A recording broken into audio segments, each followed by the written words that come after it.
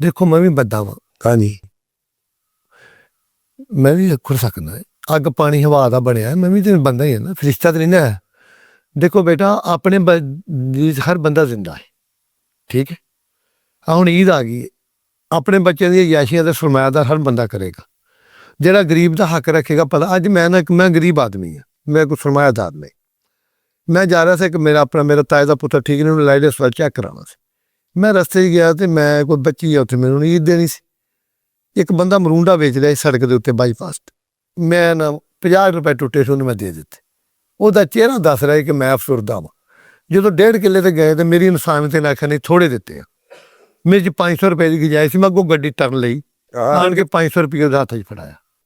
मेरे च वसैल ही ना कि मेरे 5000 के वसैल होंगे तो मैं 5000 ही, क्योंकि वह चेहरा दस रहा है कि मैं मरूंडा बेचना नहीं गा, मेरे हालात है, मैंने सड़क पर बिठाता। देखो एहसास है तो इंसानियत है।